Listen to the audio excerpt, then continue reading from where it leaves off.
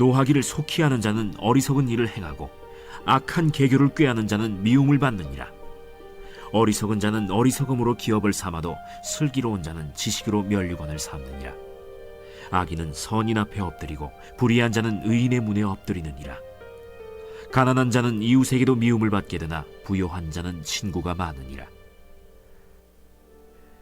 이웃을 업신여기는 자는 죄를 범하는 자요 빈곤한 자를 불쌍히 여기는 자는 복이 있는 자니라. 악을 도모하는 자는 잘못 가는 것이 아니냐? 선을 도모하는 자에게는 인자와 진리가 있으리라. 모든 수고에는 이익이 있어도 입술의 말은 궁핍을 이룰 뿐이니라. 지혜로운 자의 재물은 그의 면류관이요 미련한 자의 소유는 다만 미련한 것이니라. 진실한 증인은 사람의 생명을 구원하여도 거짓말을 뱉는 사람은 속이느니라. 여호와를 경외하는 자에게는 견고한 의뢰가 있나니 그 자녀들에게 피난처가 있으리라. 여호와를 경외하는 것은 생명의 샘이니 사망의 그물에서 벗어나게 하느니라. 백성이 많은 것은 왕의 영광이요 백성이 적은 것은 주권자의 패망이니라. 노하기를 더디하는 자는 크게 명철하여도 마음이 조급한 자는 어리석음을 나타내느니라. 평온한 마음은 육신의 생명이나 시기는 뼈를 썩게 하느니라. 가난한 사람을 학대하는 자는 그를 지으신 이를 멸시하는 자요 궁핍한 사람을 불쌍히 여기는 자는 주를 공경하는 자니라. 악인은 그의 환난에 엎드려져도 의인은 그의 죽음에도 소망이 있느니라.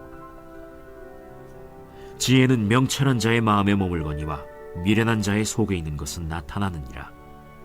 공의는 나라를 영화롭게 하고 죄는 백성을 욕되게 하느니라.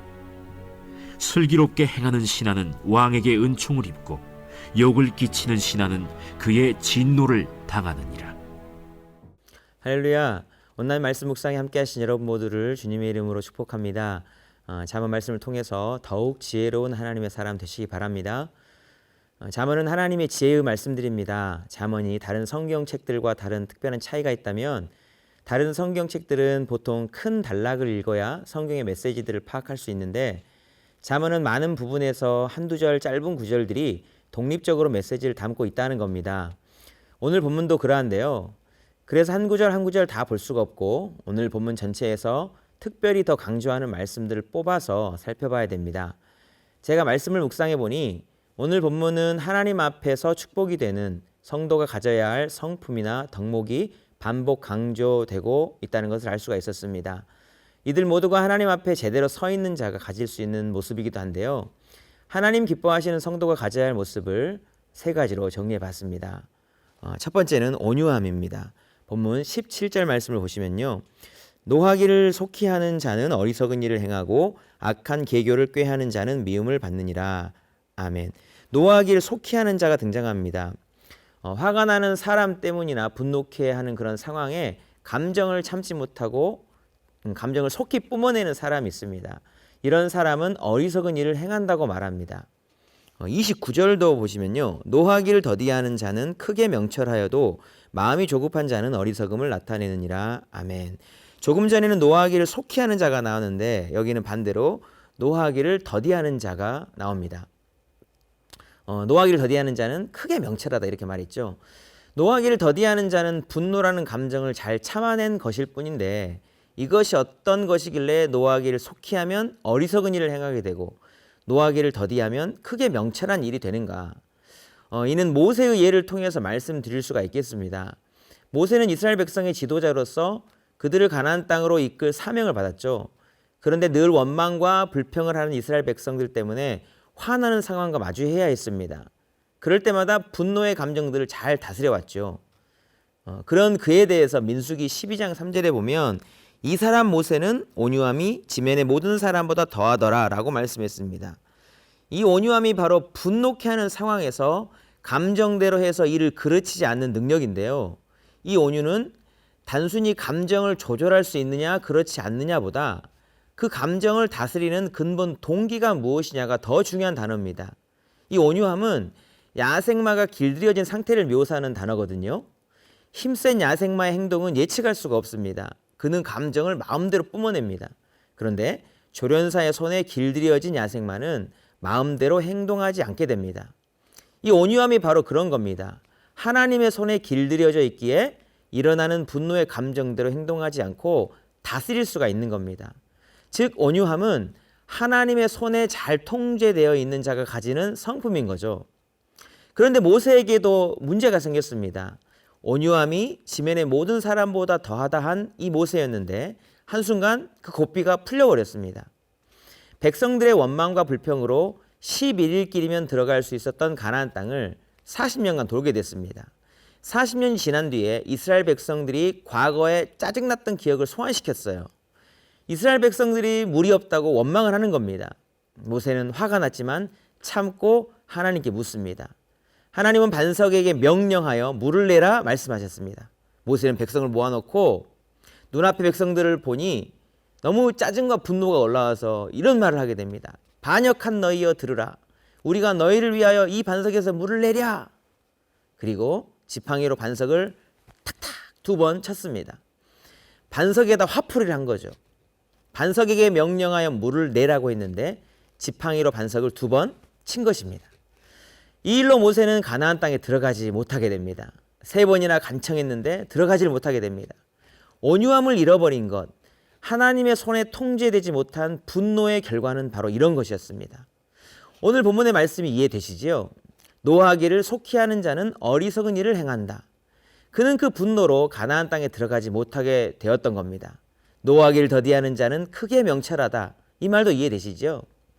사랑하는 성도 여러분, 모세를 통해서 가르쳐 주시는 것은 분명합니다. 하나님 손에 길들여지지 않은 사람은 한순간에 일을 그르칠 수도 있다는 것입니다. 단순히 감정 표출에 대한 문제가 아니라 가나안 땅을 차지하냐 마냐의 문제였습니다. 시편 37편 온유한 자 시편에도 그렇고 마태복음 산상설교 팔복에도 말씀했습니다. 온유한 자는 땅을 기업으로 받을 것이다. 온유함이 이토록 중요하다는 것입니다. 사랑하는 성도 여러분, 하나님의 손에 다스림받고 하나님의 말씀에 통제받는 복된 인생 다 되시길 축복합니다. 노하기를 속히 함으로 어리석어지지 마시고 노하기를 더디함으로 크게 명철한 자 되시길 바랍니다. 오늘 본문 2번째로 강조하는 것은 긍휼함입니다. 본문 21절 말씀을 보시면요. 이웃을 업신여기는 자는 죄를 범하는 자요 빈곤한 자를 불쌍히 여기는 자는 복이 있는 자니라. 아멘. 이 말씀을 보니까 이웃, 특히 빈곤한 자를 불쌍히 여기는 자는 복이 있다고 말씀하는데요. 가난한 자를 불쌍히 여기는 자가 왜 복이 있을까요?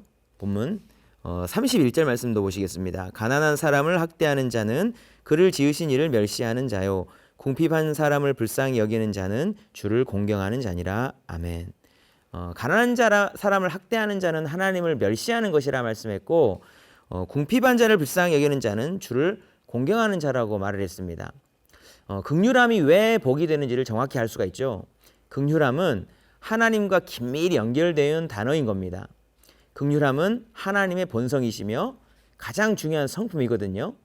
하나님을 닮은 그 성품이 나에게도 있는가? 가난한 사람을 만나게 될 때 그런 하나님 닮은 성품이 나에게도 발현이 되는가가 하나님 보시기에는 너무도 중요하다는 겁니다. 하나님은 우리가 하나님 닮기를 원하십니다. 내가 거룩하니 너희도 거룩하라 말씀하신 것처럼 내가 긍휼하니 너희도 누군가에게 긍휼하면 좋겠다 말씀하시는 겁니다. 그 모습이 가난한 사람들을 향하여 나타나기를 기대하시는 거죠. 실은 세상 누구보다 불쌍히 여김을 받아야 할 사람이 바로 우리 아닙니까?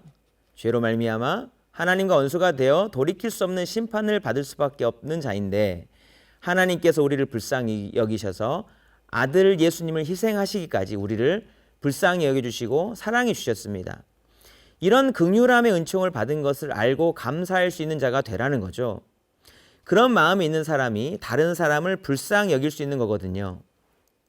그리고 지금은 내가 좀 부유하더라도 하나님의 능하신 손 아래에서 언제든지 나도 가난한 자와 같이 될 수 있다는 것을 기억하며 살라는 뜻이기도 합니다. 즉 긍휼함은 하나님의 마음이 있는 자이면서 하나님 앞에 서 있는 자의 모습인 거죠. 예수님은 산상순 팔복에서도 같은 맥락으로 말씀하셨습니다. 마태복음 5장 7절에 보시면 긍휼히 여기는 자는 복이 있나니 그들이 긍휼히 여김을 받을 것이며 라고 말했습니다. 저와 여러분 안에 긍휼이 풍성하신 그 하나님 닮은 긍휼함이 있게 되기를 축복합니다. 하나님의 긍휼함의 은총을 입은 자로 나도 누군가를 긍휼히 여길 수 있길 축복하고요. 누군가를 긍휼히 여기는 그 모습을 보시고 하나님이 더 나를 긍휼히 여겨주시는 하나님 앞에 복된 하나님의 사람으로 살아가실 수 있기를 주님의 이름으로 축복합니다. 이제 온유함과 긍휼함을 말씀드렸는데요. 오늘 본문의 세 번째로 강조하는 것은 경외함입니다. 본문 26절 말씀을 보시면요. 여호와를 경외하는 자에게는 견고한 의뢰가 있나니 그 자녀들에게 피난처가 있으리라. 아멘. 여호와를 의뢰하는 자, 여호와를 경외하는 자에게는 견고하게 의지할 것이 있다고 말씀하십니다. 이 말씀이 정말 특이하고 특별한 것이 내가 하나님을 경외하는 것이 나의 자식들, 자녀들의 안전과 피난처와 연결이 되어 있다는 겁니다. 저는 이 말씀이 어떤 의미인지와 또 얼마나 대단한 말씀인지 체험적으로 알고 있습니다. 2013년 제 아들이 소아암 진단받고 치료받았는데 그때 아들의 죽고 사는 문제를 하나님께 의탁해야만 했거든요. 참 아버지로서 고통스러운 것이었습니다. 2013년 9월에 수술과 항암 치료를 들어가서 이듬해 5월, 2014년 5월까지 치료를 받았거든요. 그런데 참 신기하게도 2014년이 넘어가면서 새 말씀 카드를 딱 뽑았는데 그때 뽑은 말씀이 바로 이 말씀이었습니다. 여호와를 경외하는 자에게는 견고한 의뢰가 있나니 그 자녀들에게 피난처가 있으리라. 그때 이 말씀을 뽑고 정말 깜짝 놀랐고요. 이 말씀이 저에게는 이렇게 해석이 되었습니다. 너는 더 하나님을 경외해라. 그러면 네 아들에게 살 길이 열릴 것이다. 2014년 이 말씀을 소망과 약속의 말씀으로 받고 더 힘을 내서 주님 섬길 수 있었고요. 결국 아들도 건강하게 회복되었습니다. 당시 온 가족이 힘든 고난의 시간을 지나갔지만 지나고 난 후 이 말씀이 저에게는 확실히 이 가슴 속에 박히게 됐습니다. 사랑하는 성도 여러분, 이 말씀이 우리 가운데서 이루어지는 방식은 다 알 수가 없죠. 그러나 이 말씀을 통해 확실하게 알 수 있는 것이 있습니다. 하나님은 우리가 하나님을 경외하기를 원하시고요. 하나님을 경외하는 자의 축복은 나와 하나님과의 관계 가운데서 끝나지 않는다는 겁니다. 하나님을 경외하는 부모로 인해서 그 자녀가 복을 받을 수 있고요. 하나님을 경외하는 지도자로 인해서 한 나라가 복을 받을 수도 있다는 겁니다. 실제로 우리 부모님들의 기도로 자녀가 은혜를 입은 일들에 대한 이야기는 정말 많이 있고요. 실제로 저도 우리 부모님의 기도로 제가 여기까지 왔다고 고백할 수 있습니다. 자녀가 잘 되기를 원하는 부모님의 마음은 다 똑같을 겁니다. 그러나 내가 해줄 수 있는 것, 또 할 수 있는 것은 너무 한계가 있고요. 또 연약하고 무지한 내가 내 자녀를 위해 하는 것이 다 좋다고도 할 수가 없습니다. 내가 내 자녀를 위해 하는 것보다 하나님께서 내 자녀를 위해서 해주시는 것이 훨씬 더 좋고 안전하고 복된 거예요. 오늘 말씀에 근거하자면 결국 내가 하나님을 경외하는 것이 나에게뿐만 아니라 내 자녀들에게도 축복이 되는 것이고 그것이 가장 좋고 빠르고 안전한 길이라는 것입니다. 사랑하는 성도 여러분, 하나님을 더욱 경외하며 살아가시길 축복합니다. 하나님을 경외함으로 나 자신뿐만 아니라 내 자녀들까지도, 자녀들의 자녀들까지도 하나님의 인도와 보호하심 안에 거하는 은혜가 우리 모두에게 있게 되기를 축복합니다. 우리가 정말 지혜로운 자 되기 위해서 오늘 본문이 강조하는 세 가지를 말씀드렸습니다. 노하기를 더디하는 하나님의 손에 통제받는 그 온유함으로 땅을 기업으로 얻는 자 되자. 가난한 자를 불쌍히 여기는 긍휼함으로 하나님으로부터 긍휼히 여김을 받는 자 되자. 하나님 앞에서의 겸손함으로 우리의 자녀들에게 피난처가 있게 하자 말씀드렸습니다. 하나님 앞에 선 자로 온유함, 긍휼함, 경외함의 은총이 있어서 늘 하나님의 은혜와 사랑 가운데 거하는 지혜로운 하나님의 사람들 다 되시기를 주님의 이름으로 축복합니다. 기도하시겠습니다. 하나님 아버지, 저에게도 노하기를 더디할 수 있는 하나님의 손에 의해 통제받는 온유함이 있어 땅을 기업으로 얻는 자 되게 해 주시옵소서. 가난한 자를 불쌍히 여기는 하나님을 닮는 긍휼이 우리에게도 있게 하사 하나님으로부터 긍휼히 여김 받는 자 되게 해 주옵소서. 하나님을 경외하는 자녀에게 피난처가 있다고 했는데 내가 하나님을 경외했을 때 축복은 나 한 사람에서 끝나지 않음을 기억하면서 하나님을 경외함에 복을 누리고 전하는 자로 살도록 축복해 주옵소서. 은혜 베푸시길 소망하며 예수님의 이름으로 기도드리옵나이다. 아멘.